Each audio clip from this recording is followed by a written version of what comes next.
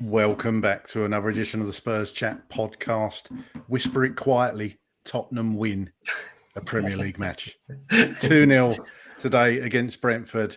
With me, I've got three very special guests. We've got Darren Altman, Cider Fox, and Terry Kim from America. But before we get into that, let's just have a look at the Premier League table. With that win, we go to the lofty heights of 14th, 27 points, leapfrogging West Ham there. And with Man U losing to Palace today, we are hot on their coattails. Well, not quite, but look, it looks better than it did, doesn't it? It looks a lot better than it did, and it's really important to get a win. Here are the match stats. Tottenham with 45% possession to Brentford's 54, 2.29 XG for Brentford, 0.75 for Tottenham. Very surprising, but probably because of all the crosses they slung into the box. 20 shots to Brentford, 13 to Spurs, 4 to Brentford on target, 2 to Tottenham. And that was the two that was the most important. Mind you, it was an own goal, so it probably doesn't count. Who cares? We won. That's all I'm going to say today. I'm going to say that a lot. Brentford, 48 touches inside the box to Tottenham's 21. A bit more pragmatic from Tottenham today, to be fair. 1 goalkeeper save from Brentford, 3 from Kinski. 4 fouls for Brentford, 11 for Tottenham, and 10 corners for Brentford, and 3 for Spurs. And as we know, 2-0 today, Tottenham beat Brentford. Brentford, who have scored the most Premier League goals at home, 29. We're second on that list, actually. But a really good all-round performance from Tottenham. Wasn't the best game, of course, but hey, we got the result, and that is all that matters today. I think everyone will agree. Before we get into it, if you didn't know, we are multi-award winning now. We won Best Sports Team Podcast. We were the gold winner, Sports Podcast Award last week. Really good. Absolutely thrilled with that. Thank you, everybody, so much for your support on the channel and for voting. Just goes to show, you know, your votes really did it for us. So, look, brilliant. Thank you very much. As I say, 3 very special guests today with us. We've got a good friend of mine, Darren Altman, back on the show. How are you, Darren? I'm good. I'm really good. Isn't it amazing how, you know, even though we're at the, and I will use the word dizzy heights of 14th, isn't it amazing how you can change? Your whole thing can change after a dreadful week, you know, of like being down in the dumps and reading and watching all the YouTube channels and the comments and the analysis. You know, it's like ping, happy days are here. The Spurs have won a match. Unbelievable, incredible. Brilliant, isn't it? Absolutely brilliant. I should have said, it's so good. It's so good for a Sunday afternoon. 2 words. You know. 2 words. There's Sai. Is he frozen or is he frozen in time? 2 songs, 2 in a row. 2 words. Clean sheet. Clean sheet. Absolutely. Absolutely. If everybody asking where Chris is he's otherwise engaged. He's on his way. I think he's going to the Tottenham Hotspur Stadium actually to cover the Spurs ladies or something this afternoon. So he's out. You know what Chris is like. He's everywhere. So you got to put up with me. With my freshly dyed beard, Gary Maloney gave me the advice to dye the beard. So, I don't look like you anymore because the beard is dark for the time being. So apparently it takes 10 years off me. I'm sure people in the comments will tell me otherwise. I should have said we're also live, not only on YouTube today, we're live on Facebook, Twitch, and X as well. Sai, how are you? Yeah, I'm all good.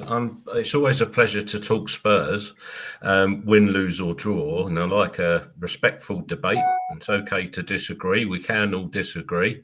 I'm made up to be on with the Altmeister, who's always a voice of reason and pragmatism. And I always enjoy Terry's content. And I'm going to take a positive slant today. That I'm not going to point out the issues.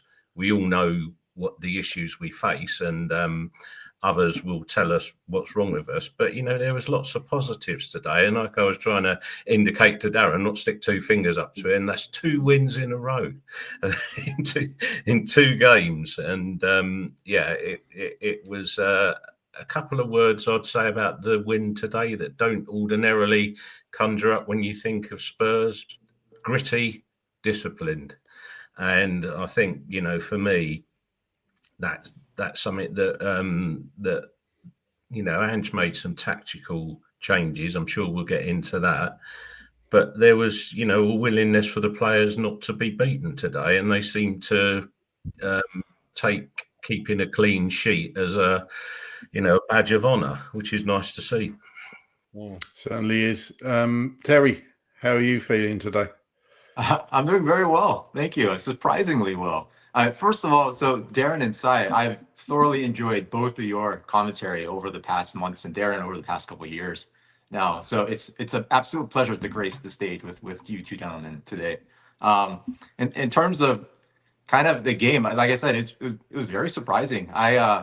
Leading up to today, I have to be honest, I had a kind of a preamble set in my head, fully expecting us to lose. And I was going to say something to the effect of, even a fully fit squad going into the G-Tech would have been a pretty daunting task. So the boys had made a valiant effort and still lost, but I don't have to say that. No, it's nice to have a scrappy win. It's been a while since we've been the poorer side, and yet we still won.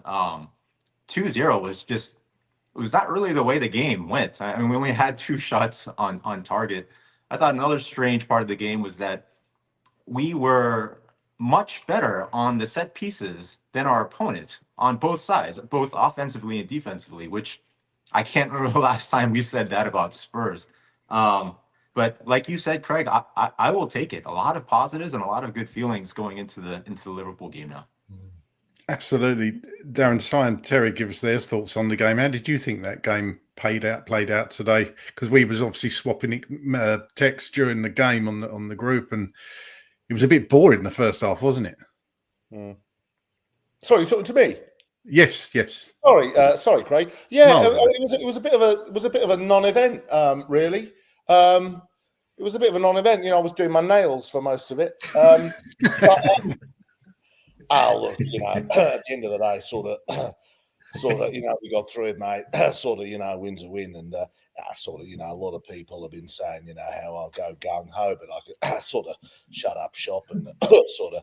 I mean, it was fine. It was good. It was gritty. A clean sheet is really, really important, and I wouldn't have predicted that. I wouldn't have predicted the win. Actually, I wouldn't have predicted the win. Thomas Frank's got them playing some great football. They've beaten teams 5-0 recently. And I was really, really pleased, really, really pleased.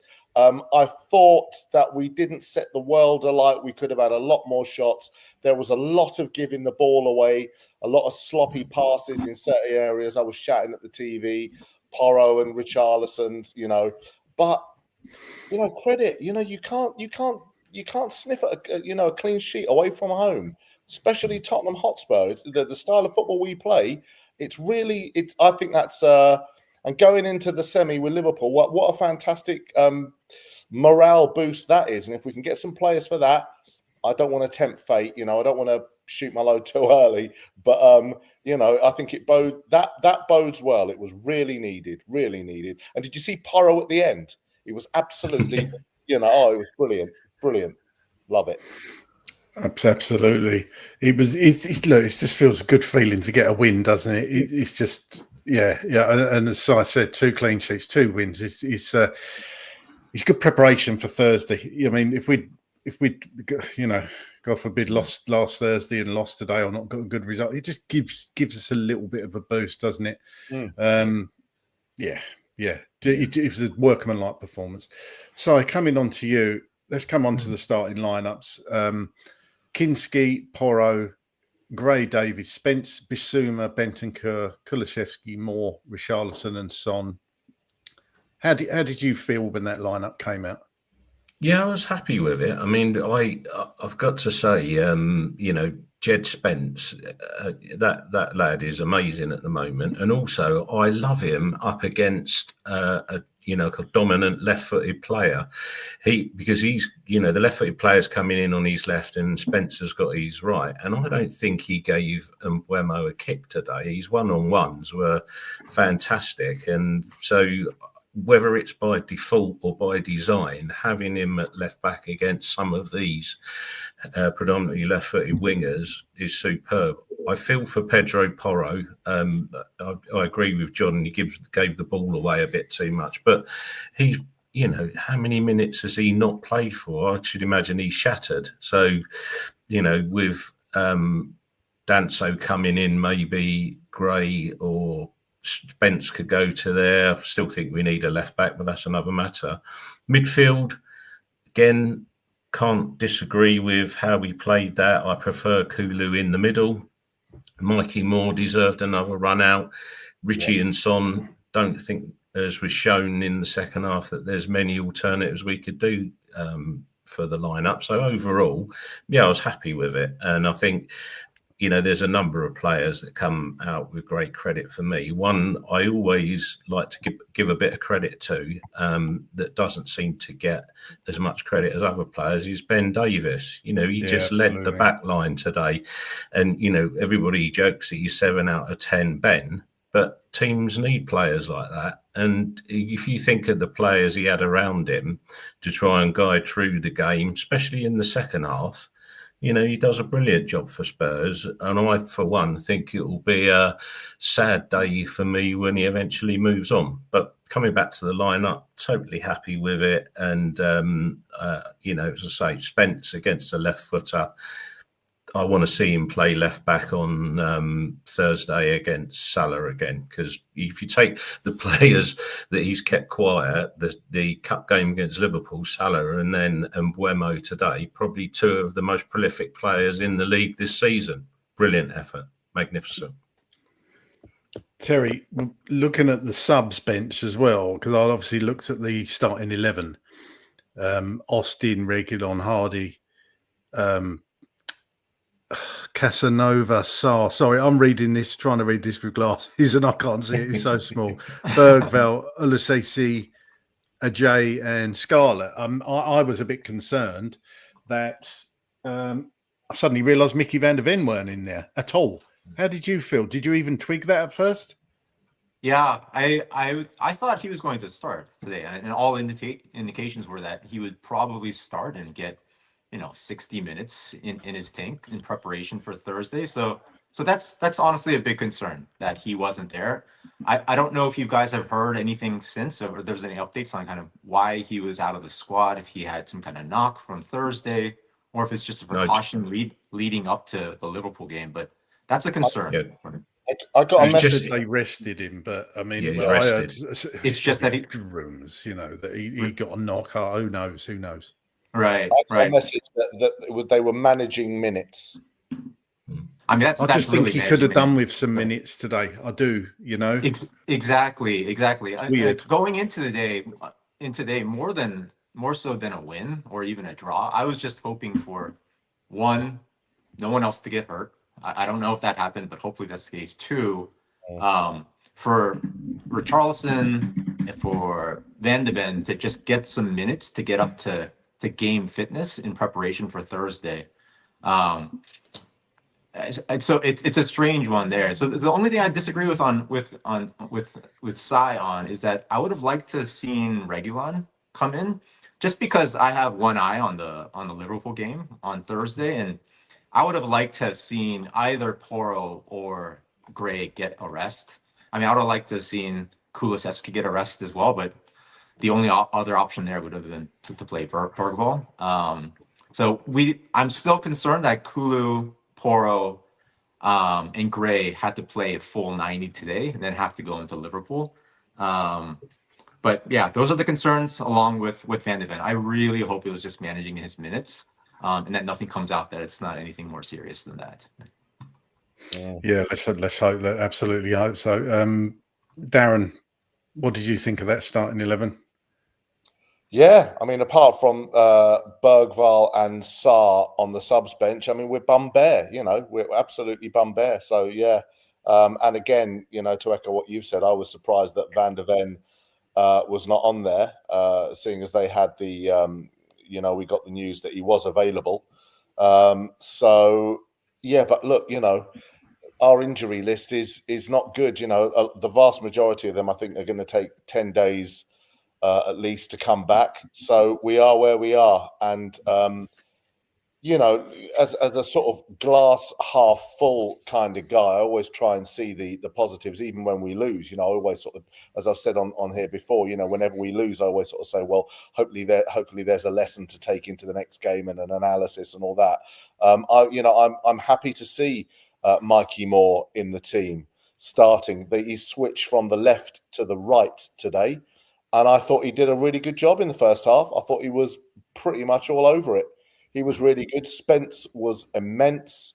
Why we didn't play him when we got him, I don't know. But he's shown himself to be a real talent. Gray was immense. I thought he was solid. His body language was good. You know, his attitude, his work rate, his commitment. So yeah, you know, I was happy with who we put out, considering the circumstances and how they played. I thought of all the guys, and as you said, you know, Ben Davies, sort of the silent hero, really, just doing a really good job at the back. It was good. I was very happy, very happy. I think it was good as well for me, Darren, to see Heung-min Son. He had a pretty decent game and he got 90 minutes under his belt. I would have preferred to actually see him go off, actually, to rest him for Thursday, but because he looked very tired at the end, didn't he? He did. And the other one who was absolutely dead on his feet with the last 10, 15 minutes was Richarlison. He was absolutely, he there was one instance where he was he could have run back to cover and he didn't. He sort of trotted gingerly, and I clocked that, and I think I wrote on the thing, bloody hell, he's gone, you know. But I guess, you know, if you're injured as much as him, and you know, it's going to take you a little while to recover. Yeah, totally. Absolutely. We've had plenty of those things this year's season, haven't we? Injuries, that's for sure. Yeah. Okay, let's get into the match incidents. On the 6th minute, Kulu crosses for Richarlison, and he was just inches away from making contact. In the first 15 minutes, Spurs had 70% of the possession. I think that was probably a tactic by Brentford to just let us have the ball, but we was controlling the game quite well. But it then became kind of a bit of back and forth, didn't it, Si? I mean, there was Brentford had chances. I wouldn't say a lot of them were perhaps clear cut, and Kinski didn't have tons and tons to do, but they looked threatening, didn't they, in that first half? Yeah, they definitely did, and you know, they played quite a number of long balls over the top in that first half, and there were the odd gaps between the centre backs. But I think that comes because the centre back partnership's always changing. You know, they've got to learn to play with each other and how each other kind of works. So I think, yeah, we did exchange chances. I think, you know, there was a couple of speculative shots from both sides. Porro headed one clear for us. But yeah, that first kind of 15 minutes for me was good. But like I say, they just need to consider the ball over the top. Kinski made me have my heart in my mouth with his one bit of footwork that kind of led to a chance to him. But that's how Angie's asking him to play. So I think it's brave. And for me, I'd rather have brave football than dour football, which is a point, you know, I'll probably make anyway. I don't think it's right that, you know, any Spurs fan today can moan about a defensive performance. But for me, would I want to watch that week in, week out? Absolutely not. That's not the football that I grew up on. But yeah, we exchanged chances. I think there was enough chances for us to get our noses ahead. And also, I think it's in that period, you know, up until we scored the goal, I think it was really important for us to get our noses in front, because I think that gave the team a little bit of a boost. And I think that then there was a calmness from the outset about our game, which I kind of liked. But then I had a little think about that. In the calmness, if you look at the players that we had playing today, Ben Davies, Archie Gray, Rodri, and those kind of players through the spine of our team, they are calm. Kinski's calm.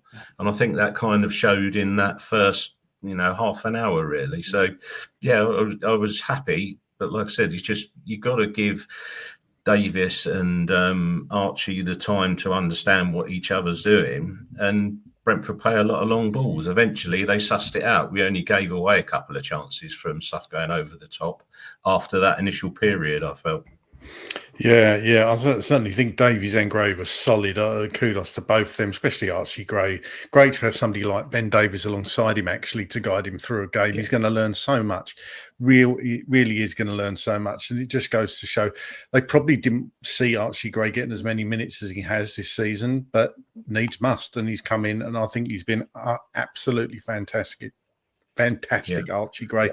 But like I say, Ben Davies, for me, although Jed Spence absolutely worthy of the man of the match, I think Ben Davies would have run him a very close second. So your connection, you sound absolutely fine, but you keep freezing. So I don't know if there's something you can do to reset your internet or something. Yeah, we'll do that. Terry, coming on to you, 19 minutes, Sharda had a shot for Brentford and it was blocked by Gray. So, it just goes to show, he's learning that centre-back position. He's in the right place at the right time. 20th minute, Kula had a shot blocked. And on 25 minutes, Pedro Porro had a shot from just outside the area. And Son went absolutely ballistic at him. He absolutely tore a strip off him because there was players, I think Son was one of them, in much better positions, but Porro decided to shoot. Son gets a fair bit of criticism from people saying he's not a leader, he's not captain material.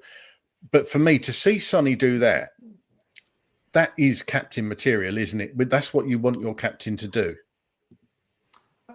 Yeah, I agree with that. I do think there are other instances where maybe Son could have led more by example. I think of an incident in the 38th minute where Kulu had a nice cross right across the face of the goal, and Son was just watching the ball. If he had been at the post, that would have been an easy tap in for him.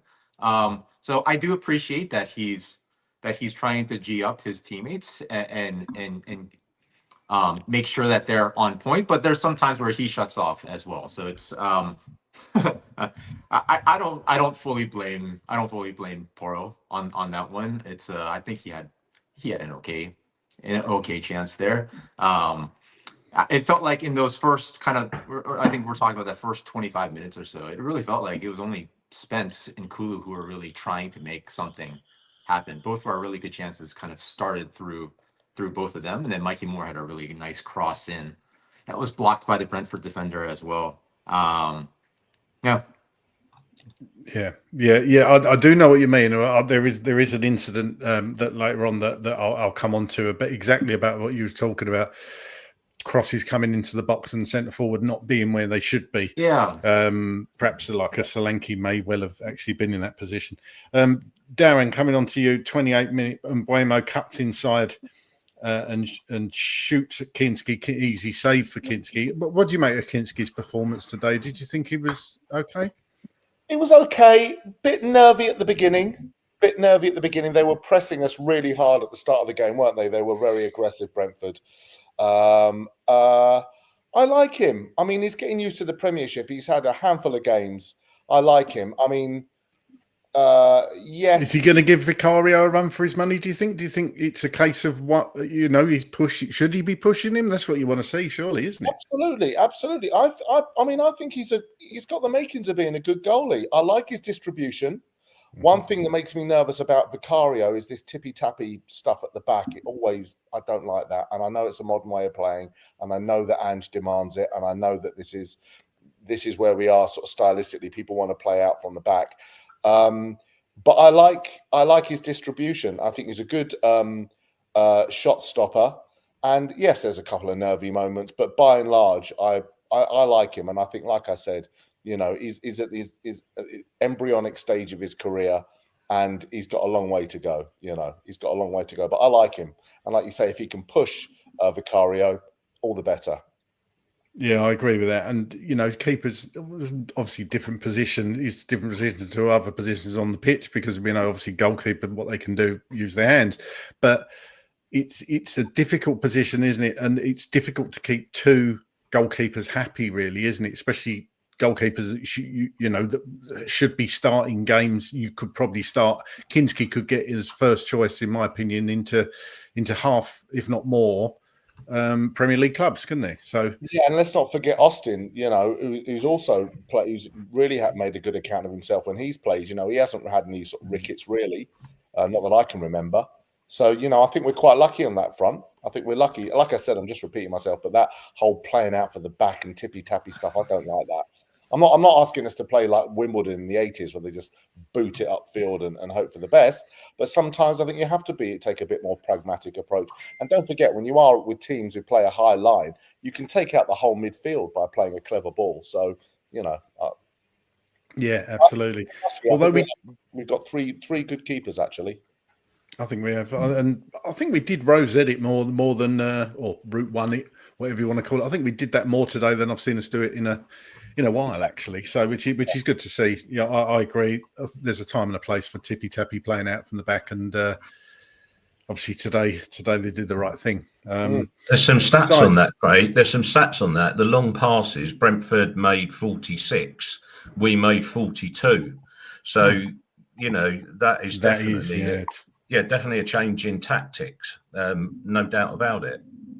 Yeah, and it's whether it's just for today's side, isn't it, coming around to you, or whether if people say Ange can't adapt. I think we did today. Yeah. That stat you've just read out there, that shows we've adapted. And the fact the fullbacks weren't bombing on, in fact, they mentioned it in the commentary, the fullbacks were not bombing on like we see them do. It was more pragmatic approach. And I think, the scoreline proves it. I think we dealt very well with all the crosses into the box. I mean, I did write down somewhere how many they had. I think it was 30 on the 67th minute. They'd had 30 crosses in the box. So we dealt well with them, didn't we?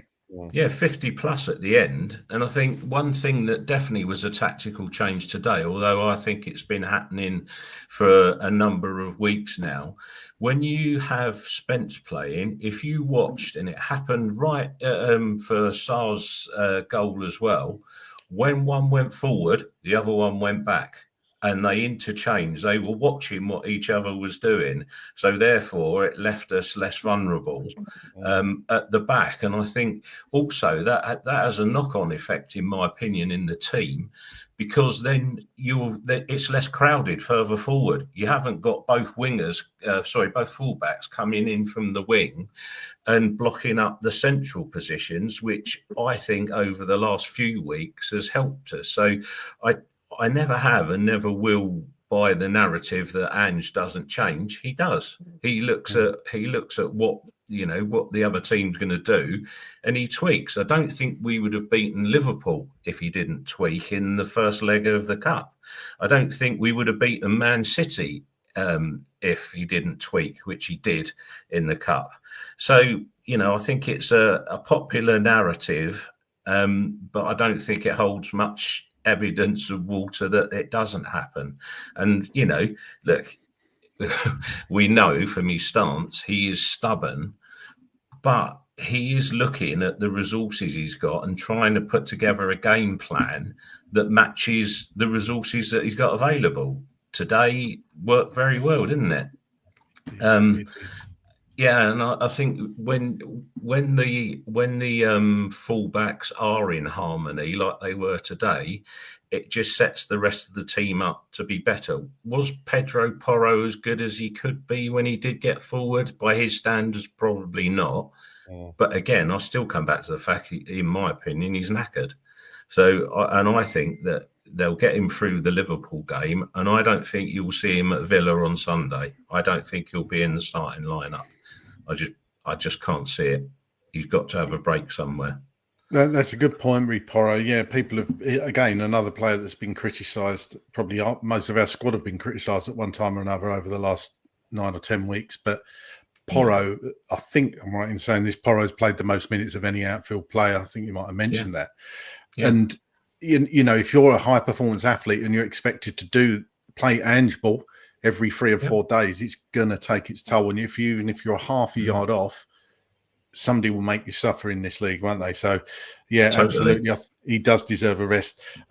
Just talking about Spence there. Sorry, you was mentioning about Spence. Man of the match, voted man of the match.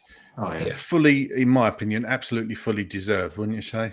Totally, absolutely. I mean, the lad has done brilliantly, and I think, I referenced it earlier. He did exactly the same against Salah. I think if you put him up against a left-footed player, he is defensively, he is very good. And Bremo didn't go by him, did he? Can you remember him actually beating him in a one-on-one? Maybe one early in the first half, but in the second half, I thought Mbeumo was anonymous, and that's the biggest compliment you can give Spence, surely. And I think, for there has been issues in his past, in my opinion, and it's a bit like all of us. Do we learn as we get that a little bit older? Do pennies drop at various areas in our life, various times in our life? I think they do. And, Neil Warnock's prophetic words were he's either going to be a complete failure or a Rolls Royce. Well, in my opinion, we're seeing the Rolls Royce at the moment. But again, I remember fans, and I'm not just having a go at fans about this, but fans, pundits saying Spence needs to play. We don't see him every training session, every day of the week, every hour of the day that he's in the group. Perhaps his attitude was off. We don't see it. We don't know that.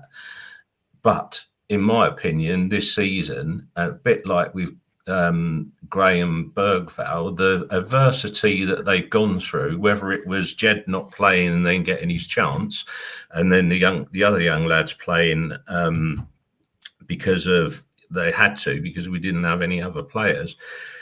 I hate this phrase, it's Angie's one, but they will grow. There's growth there. And, Jed Spence, the challenge to him, Andrew's got the easiest motivation for Jed Spence that he wants. You want to stay in the team, mate, keep playing like you're playing. It's the easiest motivation in the world. And also, I think that when the time comes, and this is why I think a left-back addition is important to us, I think you'll do a brilliant job at right-back. And in certain games, if you wanted to switch it up, instead of having to put Decky out there, who I don't like on the right wing, let's put Porro out there in front of Spence. Let's try something a little bit different because the bloke isn't shattered. But Jed Spence, nothing but praise for him. Nothing but praise at all. Brilliant performance. Brilliant. Yeah, he's just got better and better, I think, since he came into the team. And he's talking about players taking his chances. Chris always talks about that. Jed Spence is 100% taking his chances and just keeps improving. So brilliant to see. Terry, coming around to you, 29th minute.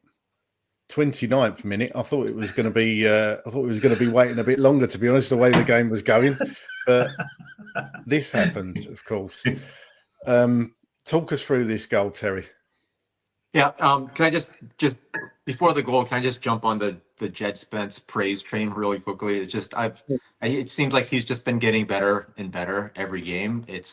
I'm so impressed that not only is he physically strong and physically fast, but his composure on the ball, and when he's up the field, he's asking questions. He's trying to make something happen. With the injuries to Romero and Van de Ven, I think you could make an argument that he is, across the back four, he has been our best defender this year. Yeah. Sorry, City have just equalised. Oh, really? Sorry, guys. Okay. No, please jump in with news like that. That's always good. Haaland with a fantastic header. Bosh, 1-1. There you go. Okay, Sorry. Nice. No problem. So, yeah, I think an argument could be made that he's been our best defender this year, either him or Gray. At this point, he's playing better than Udogie was playing before he went out. I think Udogie's going to have a hard time finding his place back into the starting lineup when he comes back. And that's a nice competition to have there. It's I do think we could have more help on across all of the back, but it is nice to have more options now with Spence, and we're lucky with that one, with that whole Genoa debacle and not holding out for just a couple million more. We luckily got lucky on that one. I think you're right. We nearly lost him, actually, didn't we? Yeah. We come very close to that. Craig, just a stat update. It's just come across the press that Brentford put in 37 crosses today. 37. Wow. Wow, that is a lot. We defended it. Yeah. Sorry, just wanted to update you with that. Right. Yeah. So then, Terry. Craig, onto the goal, the own Onto goal. the goal. Yeah, it's I have my notes that around the 14th minute, they kept showing the Brentford goalie and how he was having trouble with the sun. There's one moment where he tried a hat on and then he took the hat off. And one of the frustrations for that first 25 to 30 minutes was that we weren't putting more high crosses in. Just challenge him with the sunlight in his eyes. And I think that's what we got here with the cross. I mean, the quality of the cross by Son was just unbelievable. But I think Son not only deserves the assist, but the Son, the SUN, also deserves the assist as well. I think Basuma played a pretty good part here. He kind of wedged himself in between the goalkeeper and the defender who went off of. Another kind of surprising thing, it wasn't just with this corner, but a corner a few minutes down the line as well, in terms of in that we seem to really be jostling with the other team, employing a bit of the dark arts, if you will. And I think we've all been frustrated that we haven't been doing more of that. And it was great to see us kind of really trying to bully the players and cause the Brentford goalkeeper some angst while these crosses came in. I thought our set piece play on both sides was just tremendous today. 2-1 Arsenal. Sorry, Darren? 2-1 Arsenal. Party's just got one back straight away. God. Never mind. I'm sure City will come back into it. Just prove the love for Jed Spence. Absolutely deserved. Turning into a real star for us this season. Darren, to come on to you. This goal, I won't show the video again, but this is from the other side. Great corner by Son, wasn't it? Yeah, great. I mean, we've seen this a lot this season, haven't we? They tried to do it to Vicario, where they put a ball in very close to the goalie. And I mean, to be honest, Yarnell, is it Yarnell? Yeah, Yarnell. Yeah. I mean, his positioning was all wrong. Bless him. Look at that, lovely goal. What, straight up in off his back is the sort of thing that I'd score. Yeah, I mean, and to be honest, there was no bloody Tottenham players around him, really. There's 1, 2, 3, 4, 5 Brentford players, and it just goes in on his back. I think. I don't know whether that was as a result of Sonny taking advantage of the SUN. I'm not sure. I think it was. I think Terry's right though, Darren. Basuma there is doing a bit of S-housery. Yeah. Obviously, he got pulled up by the referee for pulling and tugging, but that's the sort of thing that you want to see Basuma doing in those areas, and pushing it to the limit, isn't it? Because how did you think Basuma played today? Actually, he was okay. I mean, he doesn't set the world alight. He was okay. He was okay. I just thought the team generally sort of were giving the ball away a lot. He didn't sort of, he wasn't like sort of Spence or Gray or Davies where he really sort of showed himself today. I think he was all right. He got stuck in. What did you guys think? I thought he was okay. I don't think he was as dominant going forward, but again, I think he was asked to sit in a bit. I think Craig's point's really valid. Where if he did nothing else today than was a nuisance at those corners, then he did his job, didn't he? Because it got us 1-0 ahead. I know that sounds stupid, but he gave us a platform to play the way that we wanted to play. So I don't think he was amazing, but I don't think he was terrible either. I think there's some good stuff he does in transition, and the way that he's able to move us up the pitch. Then again, at times he's a bit sloppy with his passing, but I think you're going to get that. So I think he was okay. I wouldn't say any more than that. He was okay. Yeah, a pretty nondescript performance. I mean, it's hard to remember seeing Basuma much other than during the corners. But at least he made his impact there. So it's And the same while we're talking about our midfielders, the same with Bentancur, really. He was good. He had a fairly solid game, but he didn't set the world alight. I mean, I don't know. we need that sort of Makelele, that holding midfielder, that someone to really get stuck in and wallop and then distribute the ball and wallop and distribute the ball. We don't have that really, you know. I'd love to Darren, I think we do. I think we do. And Gray. do you know his name? It's Archie Gray. Archie Gray. Yeah. Oh, okay, Archie Gray. Yeah.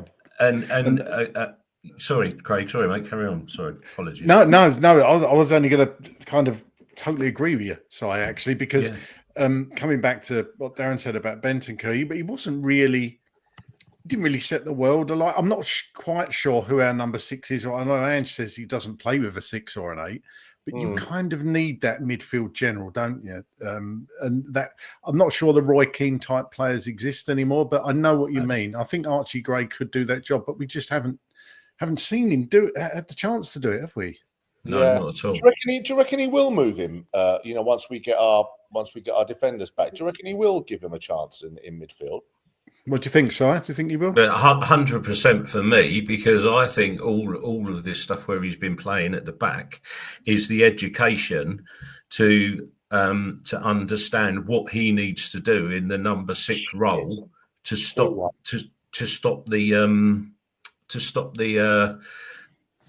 the problems that he's experiencing as a centre half. So I think it's a stroke of genius in a way that he is playing centre half. And I mean, look at him on the ball. He is so calm and cultured. And again, is he strong in the tackle? Is he good in the air? Yeah, you bet he is. So therefore, for me, let's think about the good number 6s in the modern game. Let's talk about Rodri at Man City. Let's talk about Busquets. Let's talk about Paulinho. What has Archie Gray got that they've got? Height, strength, calmness on the ball. So for me, he is the number 6 for me. He is the heir apparent. Right. 35th minute, Terry. There was a foul on Moore, claiming a penalty. I'm not too sure. I've seen him given, but it probably wasn't enough for a penalty for me. And on 38th minute, Moore played it to Kulusevski.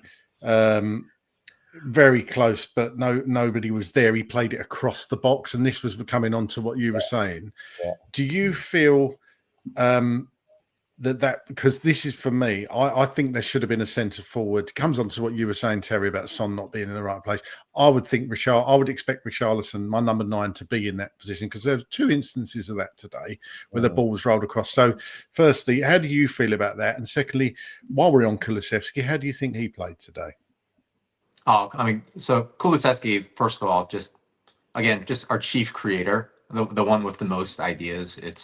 I really like seeing him in the middle. I think it's, as much as he provides on the right wing, I think he provides even more when he's in the middle. So it's almost a waste to have him on the right. So it was nice to see Mikey Moore come in for him on that. I do agree that I just think Richarlison and both Son as well kind of turned off on that. So that play that you're talking about, Craig, there was a really nice interplay between Moore and Kulusevski, and Kulusevski got into the box. Richarlison was nowhere to be found. Son was kind of in the area, but all he had to do was take 3 steps closer to the post, and it would have been an easy tap in for him. So it's times like that where I find Son frustrating, where it feels like he's always waiting for something to happen, or he's waiting for someone else to do something. We've seen times when he's been physically slow, and without a doubt, he's lost a step or 2. But then you'll see glimpses of the old Son, like we did with Elfsborg. But more concerning for me than the physically slow is the mental slowness. Like he doesn't seem to be thinking as quickly as he used to. Like, the old Son would have pounced all over that ball. The old Son would have gotten some of the shots off a little bit faster than he has been this year. So that was really frustrating, because the run of play was still in Brentford's play in favor at that point. That would have been a nice cushion to go into halftime with. But yeah, because Porro did it as well. It was Porro that did the second cross, on 47 minutes just before the half, and nobody was there. It was really frustrating. Yeah, absolutely. Second half, Bergvall replaced Moore. Darren, just coming round to you on this. What did you think of Mikey Moore in that first half? I thought he was very good. I thought he was great. And I agree with Terry. I thought putting more on the right today and having Decky in the middle really paid off. I thought he was solid. bloody hell, he's 17 years old and he was fantastic. And some of those balls, like you say. And can I just, before we, which I'm alluding to,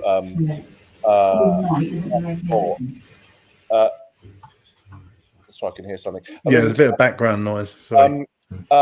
I'm very disappointed in Richarlison and how slow he is. Now, I know you're going to say he's been injured. I'll look at the comments. Sorry, has somebody got the telly on in the background or? Yeah, it's not me. No. Okay. Sorry, carry on, Darren. I was disappointed in Richarlison. As I said in our group, and Melvin disagreed with me. I said it's literally his job to be a striker and to be in the box. If he's a number 9, that's where he is. And Decky and Moore and Porro were putting good balls into the box, and he wasn't there. Like, it's literally his job. A defender defends, and strikers are in the box attacking the ball. And he may have been knackered, and you can put it down to injuries. But I'm sorry, that's, for me, we could have had a couple of goals easily if he'd have been on the end of it. Ball into the box, beautiful, into that lovely danger zone, the corridor of opportunity, whatever they like to call it. And there's no one there. It's bloody, it's criminal. It's criminal.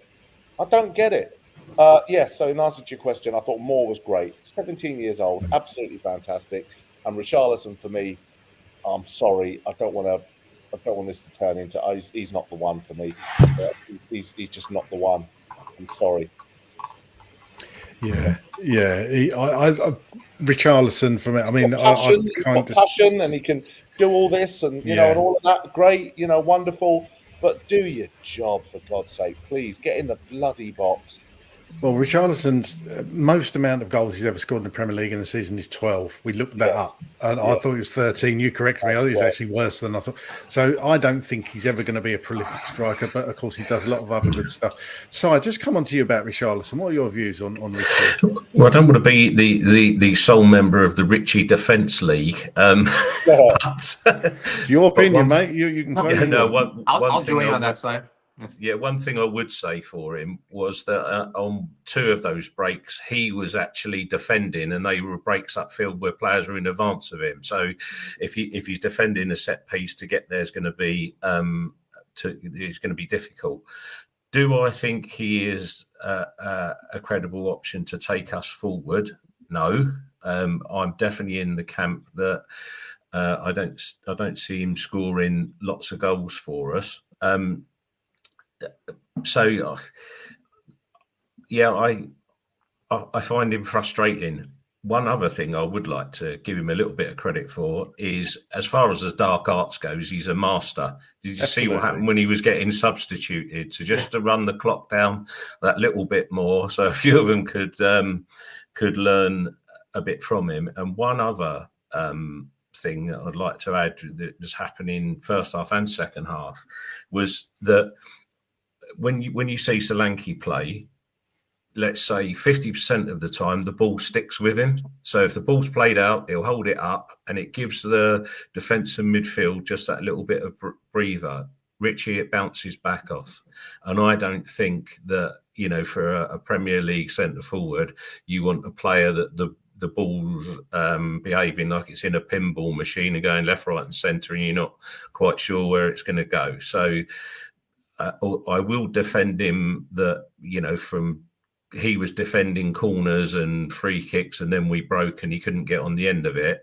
But like I said, for the reasons of continual goal scoring and the lack of ability in holding the ball up, which is what a centre forward for me needs to do, I don't think that's good enough. So for me, it would be a swap out. Yeah. What about you, Terry? I know, do you like Richie, don't you? I mean, I do agree with Darren that he had a poor game today. In his defense, I do think he's just getting back up to match fitness. You can see that he seems just a half step slower, a half step weaker.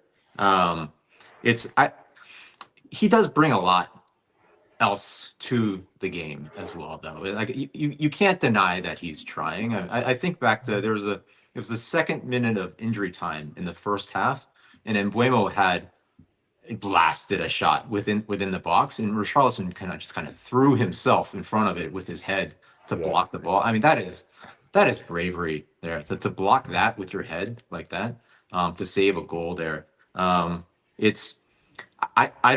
I also don't see him as a long-term solution for us. It doesn't seem like that, whether it's in terms of the injuries, whether it's in terms of the system. It just doesn't seem to be a match with Tottenham, and which is a shame because you can see that he wants it, and I think a lot of us want it to succeed for him as well. But I don't see it in the cards for him. In terms of just being a stopgap for the rest of the year, though, we're gonna need him. Like we really are gonna need him. I do hope that he's just getting back up to match fitness here.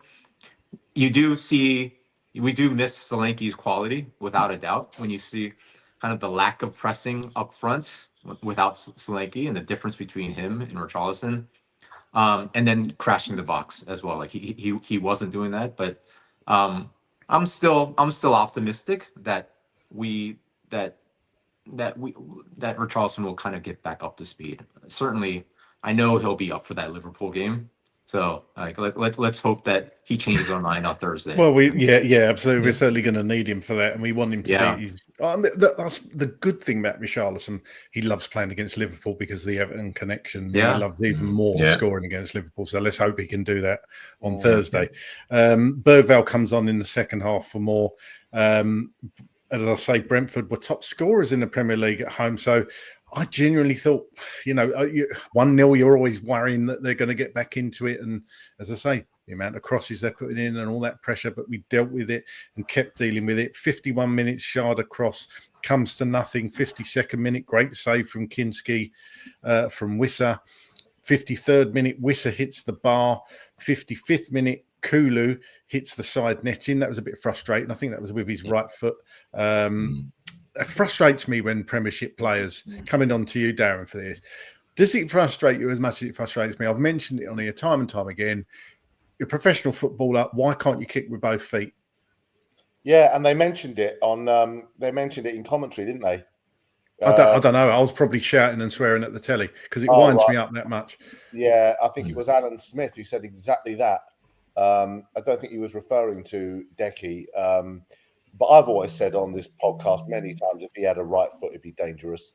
But yeah, like you would think, as a professional footballer, that you would train both feet. My best mate's son plays for Wimbledon under 21s, and he's on loan at Hastings at the moment. And from a young boy, Chris got him in the garden and kicked a ball to his right foot, his left foot, his right foot, his left foot, and that's all he did as a young boy. And now he's completely two-footed. Whether he wants to cross it with his right or cross it with his left, he can do that. And you think that is why Decky works so well in the middle as opposed to on the right, because he's always going to come inside. If you're playing against him, you know that. No matter what sort of tricks and shimmies he does, he's always going to come inside and cross it with his left. So, you get found out. It's predictable, isn't it? That's the thing. And that's why I loved Ginola. That's why I loved Hoddle. Kane, even Sonny can go either way. And with a defender, they know, especially up against somebody like Son, he actually sometimes prefers his left foot.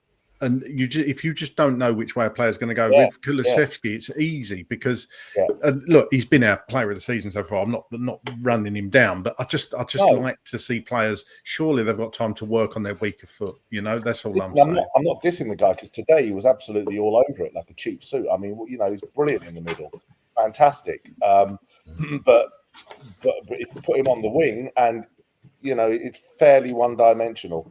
I think he's great. He's been a revelation this season. Don't get me wrong, but yeah, I do agree with you. Like you should have that. And why people don't feed balls right, left, and cross it with your right, cross it with your left. I don't know, because you're always going to be in a situation where you need to maybe cross it on your weaker foot. There was one ball today. Who crossed it on their weaker foot today? Was it Mikey Moore, I think. Mikey Moore, wasn't it? Yeah. A beautiful cross with his left foot. Yeah. Wonderful. Yeah, absolutely. So just coming on to you, Bergvall shoots wide on 60th minute. What do you make of Lucas Bergvall today? I think he was okay, wasn't he? He's obviously played a lot more minutes lately. What do you make of him since he's got back in? Well, got into this team. Oh God! Look, he's been brilliant since he got in the team. I think he had a Harry Redknapp instruction today: go and run around a bit, which is what he did. So he brought some energy. I wouldn't say his quality was as good as it's been in the last few weeks, but again, he's a player, and people like say about Archie Gray and him. Bergvall at the moment is playing in a more dynamic position than Archie Gray is. So in terms of the effort that it takes to play that position, Bergvall's doing a lot more running. So I think he did need to be nursed. But having said that, we did need some legs in the middle. And I actually thought that when Pap Sarr came on, allied to Bergvall, that was when we kind of looked at our most comfortable in the second half, because we did have some energy in that midfield. And, at certain times you're going to need that, aren't you? So I think overall, you got to say the lad's done brilliantly. Was it his best game today? No. But did he help the team with his energy when he came on? Categorically a yes for me. I've got one other thing on, you saying about the left foot, right foot scenario with Kulu. I totally agree with what everybody said. And I remember in 1978, I am old enough to remember all this crap because I'm an old fart. There was this bloke playing for Spurs called Glenn Hoddle. Craig mentioned him. And I was, playing football myself then. And I saw Glenn Hoddle play in the 77 to 1980 season when I would have been about 11 to 14. I thought, what can I do to improve my game? What does Glenn Hoddle do that I can't? He had a left foot, I didn't. I was totally right-footed. And I spent the whole of the summer up against the wall, just kicking the ball backwards and forwards, turning, only going to my left-hand side. That is what Kulu needs to do, in my considered opinion, if he hasn't done it. And the more he does it, guess what happens? The better you become at it. Mm-hmm. And I would say by the time I was in my early 20s, give me the ball, I could go either way. But that wasn't natural. And even to this day, I am absolutely right side dominant. However, you kick a football at me, doesn't matter where it's coming from, left or right, I could deal with it. I did exactly the same. When I was 13, 14, I played centre forward first time, and then they got another kid in who played centre forward, and my manager wanted to push me to the left wing. And I spent a whole week kicking the ball up against the wall. My feet, I remember I had blisters on my feet. My muscles ached that I'd never knew, but I from that day, exactly the same. It was just whatever side it came, I was hitting it. And I was never as strong on my left, but I was half decent with it. So, yeah, absolutely. Can I just say in the chat there, someone said, what can Hoddle do that you can't, Si? I'll tell you one thing he can do that I can't is he's a presenter on football shows. How about that? He's probably got a bit more money as well. I would suggest. I'll tell you one thing. I'll tell you one thing that he can do which you can't. Brush his hair. sorry. I wasn't going to go there. I'm allowed to say that to Si because we got the same barber. Magnificent. Terry, coming around to you, Terry. 67th minute, we said Sarr there came on for Bissouma. Brentford had 30 crosses at this point that slung into the box. 78th minute, Dane Scarlett comes on for Richarlison. And the Spurs had made 48 clearances at that point. I wouldn't say they were peppering us, Terry, but obviously we had to deal with a lot, didn't we, during that time? And I think Sar's right. I felt we looked rather more balanced when Sarr came on. Yeah, that running power makes a big difference. I thought he was really lively. I thought he would come on sooner. I was a bit surprised that it took him so long to come on. I'm wondering if he's just kind of just getting back to match fitness as well. I hope that's the case. I had in my notes here that like around the 74th minute, just Brentford just isn't taking advantage of going back to the sun again. So again, you could see that Kinski was having trouble with the sun, and Yeah.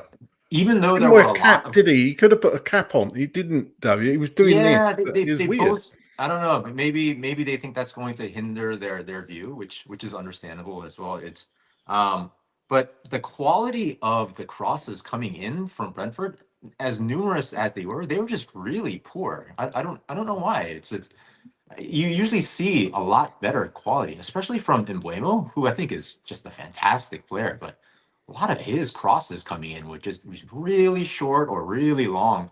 At one point, they had a few corners in a row, and I think they just kicked it short because nothing was working going in, and they had that sun advantage on that side. If they should just got one of the balls into the box just a bit higher, that would have caused a lot of problems for Kinski and for Tottenham there. So it's I think it was a combination of us just more robust defending by us, and just honestly a pretty poor game in terms of distribution, passing, and asking questions by Brentford. Yeah, absolutely. And obviously Scarlett coming on at the 78th minute to replace Richarlison. He did a fair bit of running around and chasing down, didn't he? And kept the defenders occupied. Yeah. I mean, it's part of my heart was still with on the Hotspur game from Thursday, and just how heartwarming of a scene it was. Like seeing Scarlett come on and not look out of place. That was great. Part of me was hoping that Damalo Ajayi would come on as well, even though I hadn't heard of him 72 hours ago, and I would have liked to have seen him get a little bit of Premier League experience as well.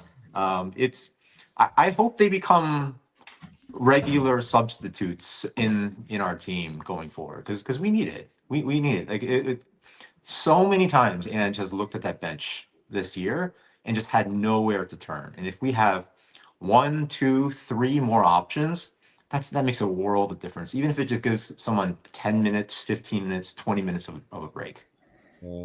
Yeah, absolutely. Well, towards the end of the game, coming on to you, Darren, 86th minute, Spence clears off the line, great clearance. And then on the 87th minute, Sarr scores. And that went right from our area. Every single Spurs player after that moment touched the ball except Spence. And Sarr scores a great goal. Talk us through this goal, Darren. Yes, it was Bentancur, wasn't it, who passed to Sonny. Lovely ball from Bentancur. Then Sonny cuts in, gives it to Sarr, and he fresh legs, beautiful. I think it was through the keeper's legs. There you go. There we go, through the keeper's legs. Yeah, there you go. Perfect. So yeah, it's beautiful. It was really, really nice. Lovely ball from Bentancur to Sonny to Sarr. Fresh legs. Yeah, it was really, really great. Loving these videos, by the way. Really, really makes it. Yeah, I had a man in the stands filming that for me. Fantastic. Is he on the payroll? Should we? He's new to the podcast. We'll have to see how he does, but I think he does a pretty good job. To be honest, I was thinking, the bloody hell, who let a dog in? Jesus, that's a big dog, isn't it? But it was kind of at that point, Darren, when you say that. I mean, it wasn't that nervous. I wasn't throughout the game, but that sealed it, didn't it? That killed it. And it was a really that was fantastic. And again, just a really good defensive performance. Davies, Gray, Porro was all right, but Davies, the unsung hero, played really, really well. And Gray, for someone so young, to really be sort of quite vocal. And was he having a little word in the huddle at the second half? Did I see him sort of give a little bit of some of that? And you think, wow, all right then. Yeah. No, it's good to see. Right, before we come on to discuss the Liverpool game coming up and a little bit on the transfer window, we won't go too much on the transfer window because we're doing a transfer deadline day show tomorrow night. We've got a lot of people coming on. I think Chris is going to beat the record of the 5-hour podcast. Let's hear from Ange in his presser after the game. Look, difficult place to come, difficult place to win at, but also a difficult place to keep them out because, as you said, the way they play and they set up, you have to defend your box, doesn't matter how you play. They're getting throw-ins from, into the box, set pieces, crosses. You're just going to have to do that, irrespective of sort of how you want to tactically approach it. And I just thought the lads handled that awfully well. We knew we had to. It was going to be a key for us, sort of nullifying their threats. And the lads were brilliant. And I still felt we had the quality of our football to hurt them the other way, and our second goal was outstanding, and we were always a threat when we had it. So, credit to the boys, they're brilliant. There's no doubt there's been difficult moments throughout the season, especially with the fans as well, but how did that feel at the end of the game when you walked over and all the away support standing on the feet cheering the team? Yeah, great. Great for the supporters, great for the players too, because they're all hurting, The players are hurting as well. And I'm sure I know the supporters are. It's not where they want to see their team. And certainly not where we want to be, and we need to rectify that. But it was great to see that we could enjoy this game, enjoy the result, get the rewards for it for both, like I said, the players and the supporters. And we need to, it's only one game. We need to rectify our league. We know that, we're not in a league position. We want to be nowhere near it. It's been disappointing, but through that time, not through a lack of effort or will or determination by the players. They're giving everything. And I was super pleased today that they could share that moment with the supporters. The club announced the signing of Kevin this morning. How pleased are you to get him through the door? What's the update with Radu? Yeah, great to get Kevin in.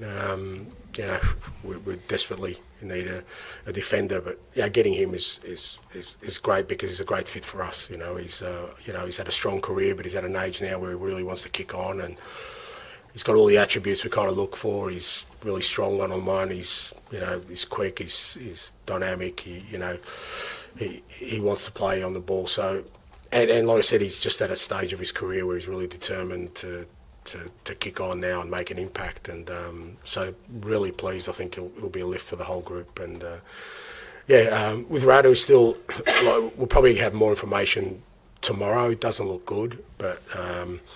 I think he's seeing sort of the specialist tomorrow, and we'll have more information then.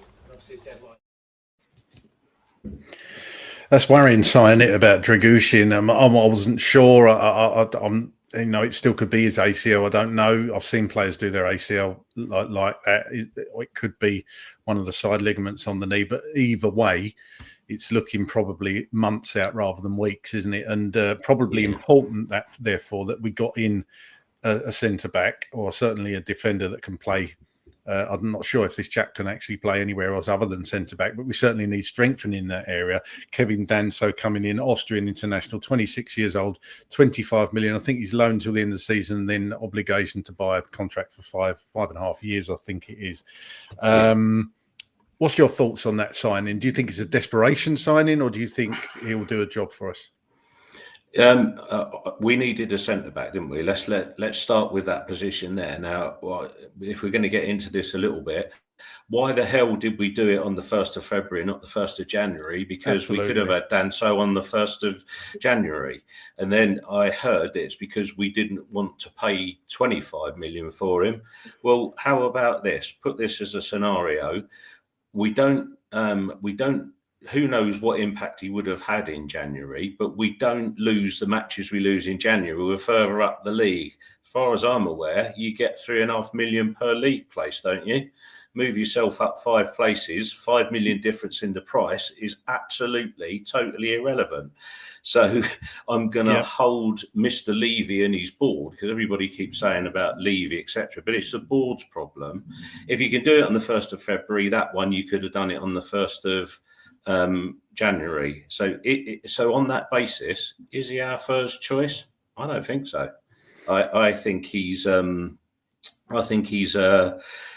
stopgap. That being said, Do I think it's an area that we've needed strengthening? Yes, I do. And, there's lots of people saying, yeah, but we've got Ash Phillips and we've got Vuskovic. Well, bless him, Vuskovic, it's his first season really in senior football, in European football this year. He's 17 years old. You've got to let him have a bit of acclimatisation at Spurs. So we did need a centre-back. The thing, I feel terrible for Dragusin that he hasn't had a lot of luck, really, has he? When he does get a chance in the team, he gets injured. So I really feel for the lad because it was an innocuous kind of thing that happened to give him the injury, not a challenge or doing something ridiculous. It's just an innocuous thing. But yeah, we need cover. And for me, I can't get on side with any signings we make today and tomorrow on the basis of we didn't like the price, because just go back, 2 wins out of in January instead of the match we drew or one that we lost. Well, that moves us up how many places? We'd be above Brentford, yeah. So 10th or 11th. Well, that's worth more than the 5 million quibble over a price, and that is where Levy and his board are culpable. They make ridiculous footballing decisions, in my considered opinion, and I can't have it any other way. And same with a forward now. I think one thing we do need is a forward with pace, because if you look at the one thing that Brentford didn't have to worry about today in today's game was somebody going in behind them, did they? They didn't have that. So I do think we need a wide player with some pace. Get Odebear back, you've got it. But I think you need 2 of that type of player. Maybe, Johnson, he can get in behind. Yeah, okay, I can go with that. But yeah, I'm not having that Danso had to be done on the 1st of February and we should all clap our hands and give Levy a pat on the back for fixing a problem that he should have. Yeah, exactly. He should have fixed in the summer. As well as left back, in my opinion, to have the rotations. So, okay, he's here. I'll support the lad. Of course I will. He's a Spurs player. But the board are getting no credit from me whatsoever for anything they do today or tomorrow, because it's quite pathetic. Yeah, no, I totally agree. So it's desperation thing. Look, I hope the lad's really good. I really do. I don't know enough about him to comment on him, to be honest with you, and I haven't had a chance to watch any of his highlight reels or anything like that. But obviously, I'm totally in agreement. I think any signing that comes in, it stinks of desperation, because they've had a month to do this, they've had 4 months to plan for it. We spoke about it on shows, fan shows and transfer shows over the last month, and this is probably more one for discussion tomorrow night on the transfer deadline day show. Obviously, news came in a bit earlier that Axel Disasi, the club had said yes, or Chelsea had said yes, he can go to Tottenham, but he doesn't want to. He wants to go to Villa, so we'll see how that pans out. Again, I don't know much about this lad, but the only thing I would ask myself is, why would Chelsea sell us a good player?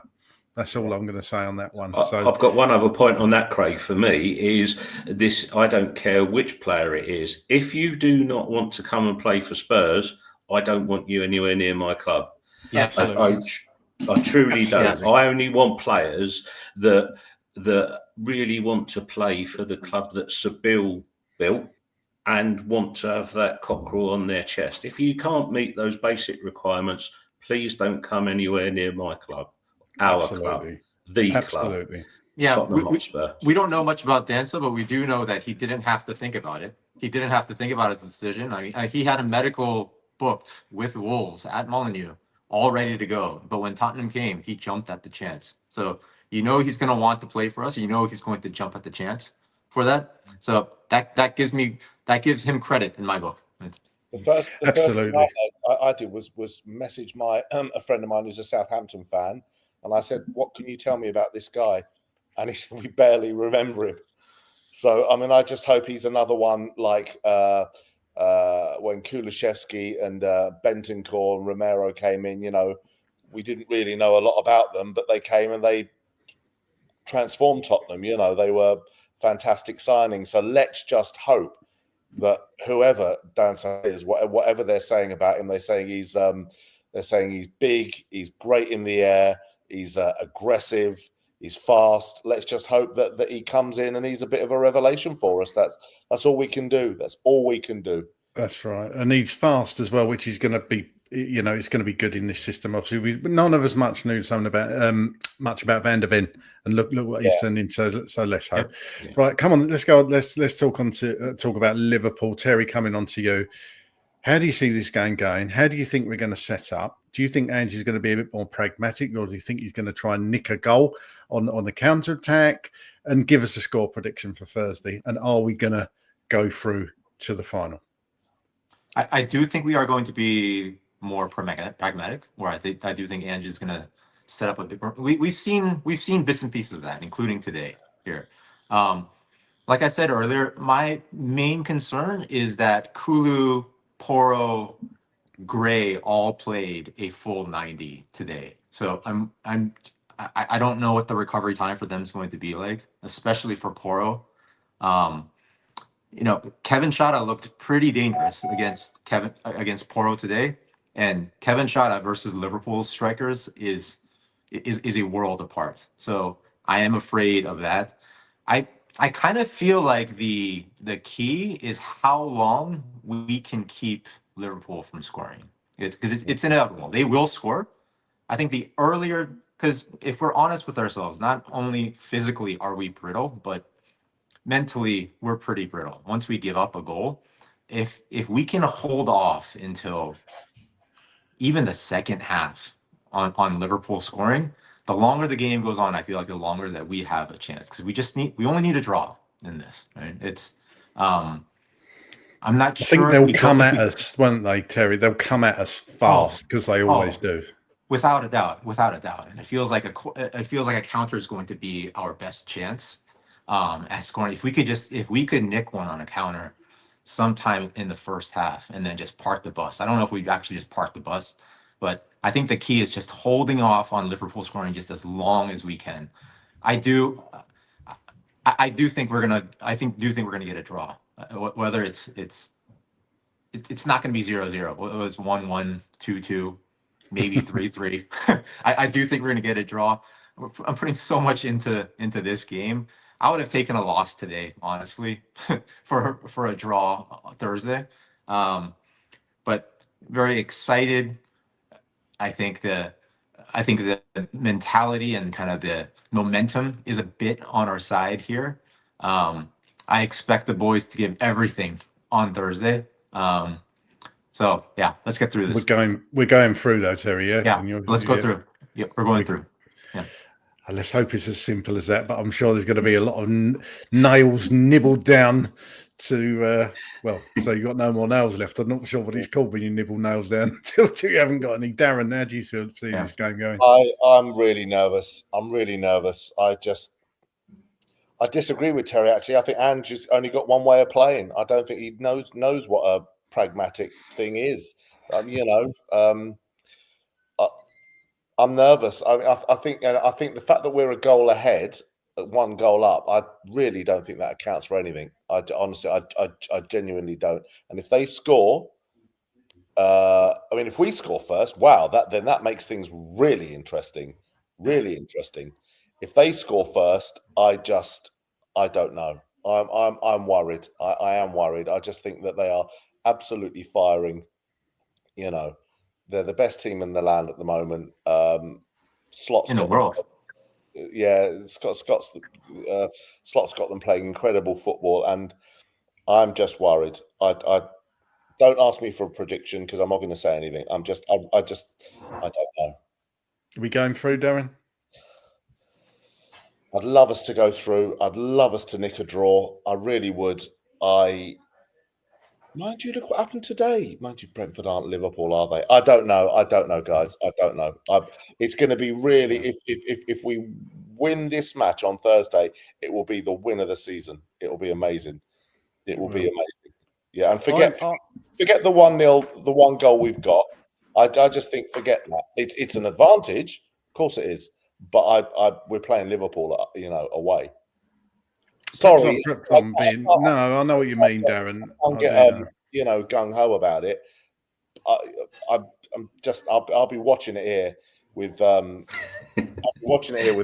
this one, and we'll be looks very disinterested. The cat.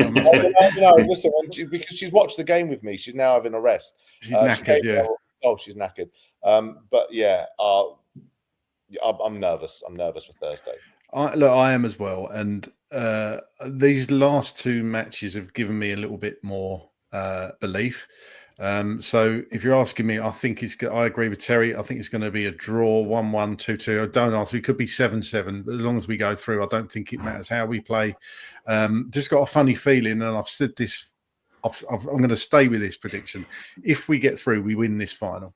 I genuinely believe that. Si, where are you on this game Thursday? I am definitely on the we'll get a draw and we'll go through. I do not see us losing up there. I'm one of the mad people that think we won't lose. And I think I've just seen King Hoddle say in the chat a while ago, today was a dress rehearsal for what's going to happen on Thursday. And if Ange wants to be a tactical genius, one thing I would do is play Spence at right back so that he's got his right foot against Salah's left. And if it was me, I'd play Reguilon at right back and have his left foot up against Gakpo's. I would do something totally out of the box to try and do something a bit different. And but I think there's going to be a 1-1 draw. I see us going through, and I'm with you, Craig. If we go through, we win the final. And there's one thing behind that, and I could be speaking way out of turn here. If we get to a final, the Australian mindset about winning a game of football against whomever it is, and the enthusiasm that Ange can get into the players, because for me, he still hasn't lost the players. The players are with him 100%. I think that, and let's go back to a little bit of evidence for this. Could he get them in a position where they could beat Man City in the Cup this year? Yep. Man United, tick. Liverpool at home, tick. He has the mindset to be able to get those players through big games, in my opinion. So, yeah, I think it's going to be a 1-1 draw, and I think we go through. But like I said, I would look to nullify Liverpool's threat, which is don't do what they're expecting you to do for starters. Match Spence up against Salah, and I'd put a proper left-footed defender. Might even be Van der Ven would suit me up against Gakpo, and don't let them do what they want to do, and they do against most teams when we play against them. Just think out the box a little bit. I think we're going to see a surprise Thursday by one or two players making an appearance, whether that be, I don't think it'll be starting, but I think, Ange has done this before. He said players aren't ready and you see somebody on the bench. So did it with Bentancur, he's done it with Van der Ven and Romero before. So I wouldn't be surprised to see that happen. Guys, it's been a brilliant day to discuss a Spurs win. Thank you very much for coming on. And I'm going to unashamedly show you this. We are a multi-award winning channel, Sports Podcast Awards. We won the award, the Gold Award, Best Sports Team Podcast. Thank you very much once again for all your votes. Terry, great to have you back on the channel. You're becoming a real regular on here, and your input is absolutely fantastic. Where can people find you on social media? I know you don't do that a lot of social media, but where can people find you if they want to find you and what you're up to? So on Blue Sky, TKMWM, again, not very active at all. Just use it more to look at the news than that. Sai, Darren, it was an absolute pleasure talking to you, gentlemen. It's been a fan of yours over the past 12 months, and it was fun to do this, especially after an unexpected win like this. Craig, once again, great job hosting. Thank you. Thank you for having me on. No worries. And Sai, again, 2 or 3 appearances from you. You get better each time. Where can people find you on social media and what you're up to at the moment? Well, you're coming on tomorrow for the fan show? I'm trying to. You'll find me on fan shows and stuff around. I'm doing something with Brian Daigle this coming Friday, another contributor to the show. So you'll see me on there.